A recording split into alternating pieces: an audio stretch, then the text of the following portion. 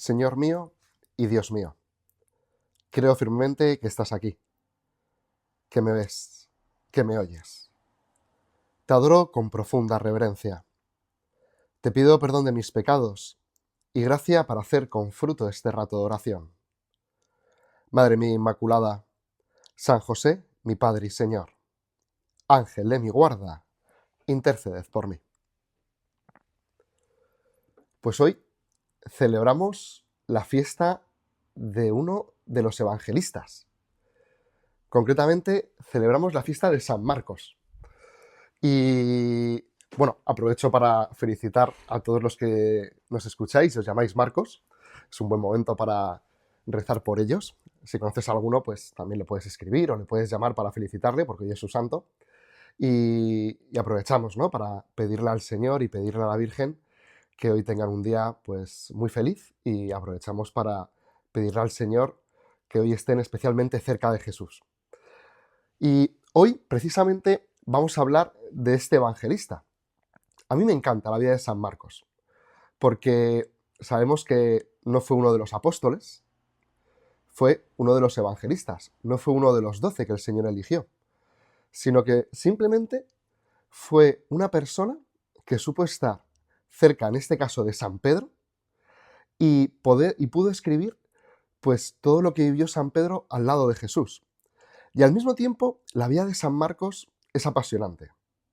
Hace unos días, más o menos, estaba en una catequesis de primera comunión y me acuerdo que le pregunté a los niños que cuál era su apóstol favorito.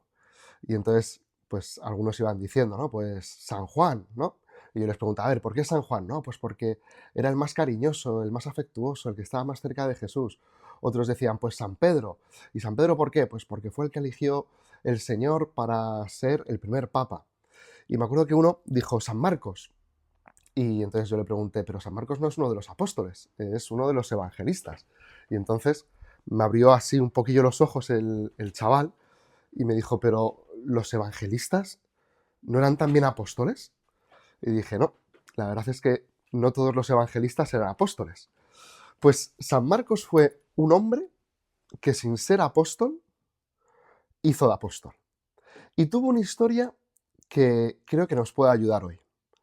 Porque San Marcos, en un primer momento, tuvo bastante miedo del primer viaje apostólico que realizó con San Pedro y con Bernabé. No, con San Pedro no, perdón, con San Pablo. Pero bueno, vamos a ir al Evangelio, porque nos va a servir. Hoy en el Evangelio de la misa de hoy leeremos lo siguiente. Les dijo, id al mundo entero y predicad el Evangelio a toda criatura. Y ellos, partiendo de allí, predicaron por todas partes. Y el Señor cooperaba y confirmaba la palabra con los milagros que la acompañaban. Pues ¿cuántas personas lo han dejado todo para dedicar su vida a predicar tu Evangelio, Jesús?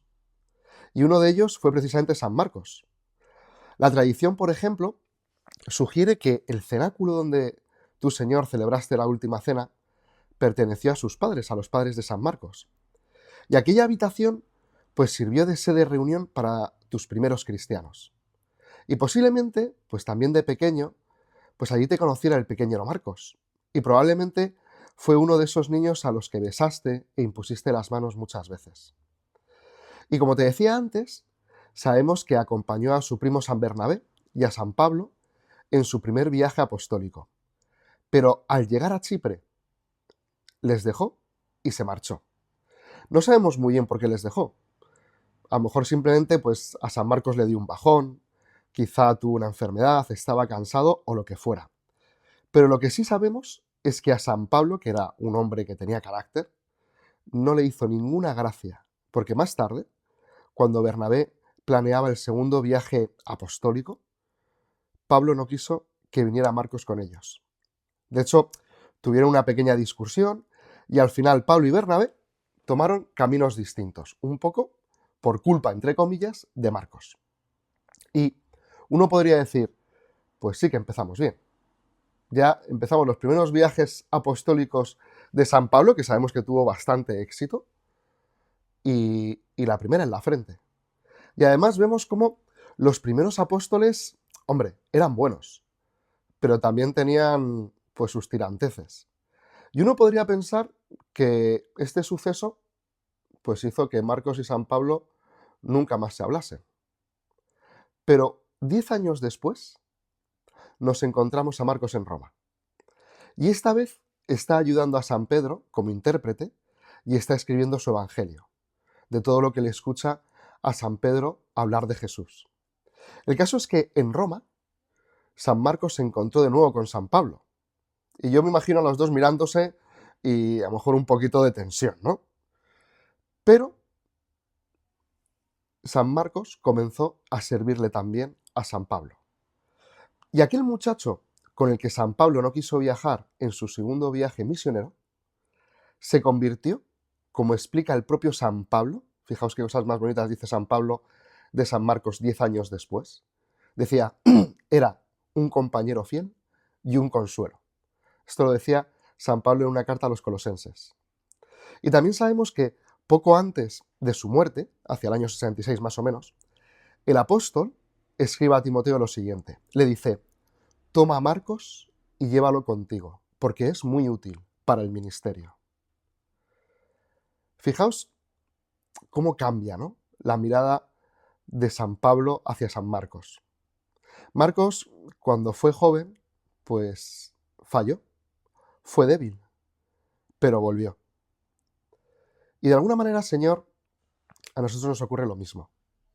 Nosotros también podemos tener defectos, errores, pero nunca es demasiado tarde. San Marcos es un gran ejemplo de volver a empezar cuando metemos la pata. Y tú, Jesús, pues siempre cuentas con nosotros, no importa lo que hayamos hecho. Siempre nos das la gracia que necesitamos para volver a empezar. Esto es algo como muy bonito, ¿no?, de la vida de San Marcos y también de la vida de San Pablo.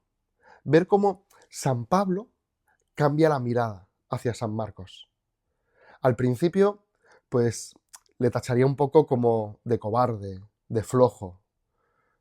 No se atrevió en ese primer viaje y San Pablo se enfadó, le tachó.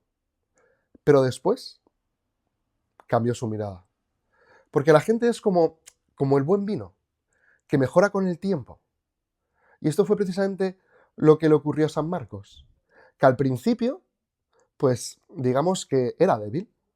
Bueno, seguramente siguió siendo débil, pero ya tenía presencia de Dios, confiaba en el Señor. Y San Pablo consiguió ver las cosas buenas que tenía, cambió la mirada. Por decirlo así, podríamos decir que San Pablo empezó a mirar con los ojos de Dios a San Marcos. Y entonces se apoyó en él. Y eso, pues es muy bonito. Pues vamos a acudir a nuestra Madre Santa María. Precisamente ella fue una mujer que supo mirar a todos esos apóstoles con la mirada de una madre. Y la mirada de una madre es como la mirada más parecida que hay de Jesús sobre la tierra. Porque ves siempre lo bueno. Es capaz de ver precisamente la huella de Dios en esas criaturas, en sus hijos. Pues vamos a pedir a nuestra Madre Santa María que también nosotros sepamos mirar a la gente con los ojos de Dios, con los ojos de nuestra Madre. Te doy gracias, Dios mío, por los buenos propósitos, afectos e inspiraciones que me has comunicado en esta meditación. Te pido ayuda para ponerlos por obra. Madre mía Inmaculada, San José, mi Padre y Señor, Ángel de mi guarda, interceded por mí.